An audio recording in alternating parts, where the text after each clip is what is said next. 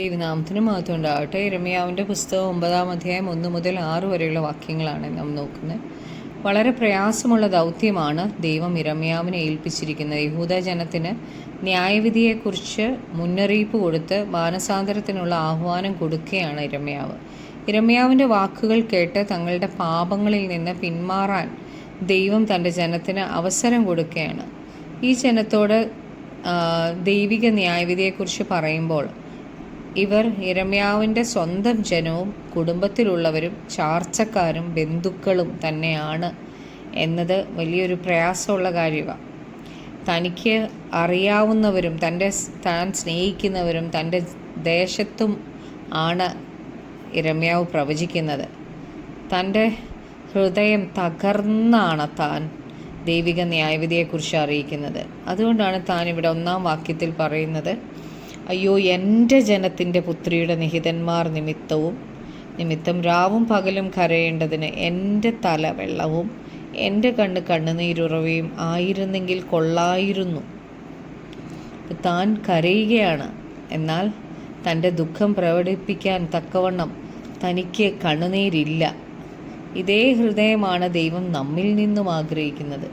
നശിച്ചു പോകുന്ന നമ്മുടെ സഹോദരങ്ങൾ, നമ്മുടെ ചുറ്റുവട്ടത്തുള്ളവർക്ക് വേണ്ടി രാവും പകലും കരയേണ്ടതിന് നമ്മുടെ തല വെള്ളമായും കണ്ണുനീരുറവയും ആയിരുന്നെങ്കിൽ കൊള്ളായിരുന്നു എന്ന് നമുക്ക് പ്രാർത്ഥിക്കാം. 2-ാമത്തെ വാക്യത്തിൽ, അയ്യോ, എൻ്റെ ജനത്തെ വിട്ടു പോയി കളയേണ്ടതിന് മരുഭൂമിയിൽ വഴിയാത്രക്കാർക്കുള്ള ഒരു സത്രം എനിക്ക് കിട്ടിയെങ്കിൽ കൊള്ളായിരുന്നു. അവരെല്ലാവരും വ്യഭിചാരിണികളും ദ്രോഹികളുടെ കൂട്ടവുമല്ലോ. യഹൂദയുടെ മേൽ ദൈവം അയക്കുന്ന ന്യായവിധിയിൽ നിന്ന് രക്ഷപ്പെടാനായിട്ടല്ല യിരെമ്യാവ് തൻ്റെ ജനത്തെ വിട്ടു പോകാൻ ആഗ്രഹിക്കുന്നത്. അവരെല്ലാം അന്യദൈവങ്ങളെ സേവിക്കുന്ന വ്യഭിചാരിണികളായതുകൊണ്ടാണ്. അതിനാൽ തൻ്റെ ഹൃദയം തകർന്നിരിക്കുകയാണ്. എന്നാൽ തനിക്കറിയാം അവർ ന്യായവിധിക്ക് യോഗ്യരാണെന്ന്.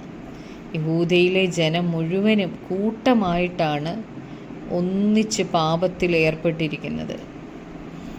3 മുതൽ 6 വരെയുള്ള വാക്യങ്ങളിൽ, അവർ വ്യാജത്തിനായിട്ട് നാവു വില്ലുപോലെ കുലയ്ക്കുന്നു. അവർ സത്യത്തിനായിട്ടല്ല ദേശത്ത് വീര്യം കാണിക്കുന്നത്.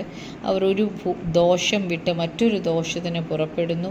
അവർ എന്നെ അറിയുന്നില്ല എന്ന യഹോവയുടെ അരുളപ്പാട്. നിങ്ങൾ ഓരോരുത്തരും താൻ്റെ കൂട്ടുകാരനെ സൂക്ഷിച്ചുകൊള്ളുവീൻ. ഒരു സഹോദരനിലും നിങ്ങൾ ആശ്രയിക്കരുത്. ഏത് സഹോദരനും ഉപായം പ്രവർത്തിക്കുന്നു, ഏത് കൂട്ടുകാരനും നുണ പറഞ്ഞു നടക്കുന്നു. അവർ ഓരോരുത്തരും താൻ്റെ കൂട്ടുകാരനെ ചതിക്കും. സത്യം സംസാരിക്കുകയുമില്ല. വ്യാജം സംസാരിപ്പാൻ അവർ നാവിനെ അഭ്യസിപ്പിച്ചിരിക്കുന്നു. നീതികേട് പ്രവർത്തിപ്പാൻ അവർ അധ്വാനിക്കുന്നു. നിന്റെ വാസം വഞ്ചനയുടെ നടുവിലാകുന്നു. വഞ്ചന നിമിത്തം അവർ എന്നെ അറിവാൻ നിരസിക്കുന്നു എന്ന യഹോവയുടെ അരുളപ്പാട്. അന്നത്തെ സംസ്കാരത്തിലെ നേതാക്കന്മാരെക്കുറിച്ചും പ്രവാചകന്മാരെക്കുറിച്ചുമാണ് യിരെമ്യാവ് ഇവിടെ പറയുന്നത്. അവരുടെ നാവ് അവർ വില്ലുപോലെ വളച്ച് വ്യാജം വായിൽ നിന്ന് പുറപ്പെടുവിക്കുകയാണ്. അങ്ങനെ അവർ വ്യാജത്തെ പറഞ്ഞ് ജനത്തെ നശിപ്പിക്കുകയാണ്. അവരിങ്ങനെ ചെയ്യാൻ കാരണം അവർക്ക് ദൈവത്തെ യഥാർത്ഥമായി അറിയത്തില്ല. ക്രിസ്തുവിനെ യഥാർത്ഥമായി രുചിച്ചറിഞ്ഞിട്ടുണ്ടെങ്കിൽ നമുക്ക് വ്യാജത്തെ സ്നേഹിക്കാൻ പറ്റത്തില്ല. സത്യത്തിന് അവർ ഒരു സ്ഥാനവും കൊടുക്കുന്നില്ല. നുണ പറയുന്നത് നോർമലായിട്ടാണ് അവർ കാണുന്നത്. അവരുടെ നാവിനെ അവർ ട്രെയിൻ ചെയ്തിരിക്കുക നുണ പറയാൻ. ഓരോരുത്തർക്കും അവനവൻ്റെ സത്യമുണ്ടെന്നാണ് അവർ പറയുന്നത്. എന്നാൽ ഞാൻ തന്നെ വഴിയും സത്യവും ജീവനും എന്നാണ് ക്രിസ്തു പറഞ്ഞിരിക്കുന്നത്. സത്യത്തെ നാം തള്ളിക്കളഞ്ഞ് വ്യാജത്തെ സ്നേഹിക്കുമ്പോൾ നാം ക്രിസ്തുവിനെയാണ് തള്ളിക്കളയുന്നത്. അവർ വഞ്ചനയെ സ്നേഹിച്ച് ദൈവത്തെ നിരസിക്കുകയാണ്. അങ്ങനെ അവർ ദൈവത്തിൽ നിന്ന് ഒരുപാട് അകന്നിരിക്കുകയാണ്. അതിനാൽ ന്യായവിധി അവരുടെ മേൽ വരാൻ പോവുകയാണ്. വെളിപ്പാട് പുസ്തകം 22:15 പറയുന്നുണ്ട്, ഭോഷ്കിൽ പ്രിയപ്പെടുകയും അതിനെ പ്രവർത്തിക്കുകയും ചെയ്യുന്നവർ ദൈവം ഒരുക്കുന്ന സ്വർഗത്തിൻ്റെ പുറത്താകുമെന്ന് നമുക്ക് പ്രാർത്ഥിക്കാം. കർത്താവേ, യേശുവെ, അങ്ങയുടെ ഹിതം ചെയ്ത് അങ്ങയുടെ ഇഷ്ടം ചെയ്ത് സത്യത്തിൽ നടക്കുവാൻ ഞങ്ങളെ സഹായിക്കണമേ. മറ്റുള്ളവർക്ക് വേണ്ടി ഇടിവിൽ നിന്ന് പ്രാർത്ഥിക്കുവാൻ അധികം ഭാരം ഞങ്ങൾക്ക് തരണമേ. യേശു ക്രിസ്തുവിൻ്റെ നാമത്തിൽ തന്നെ. ആമേൻ.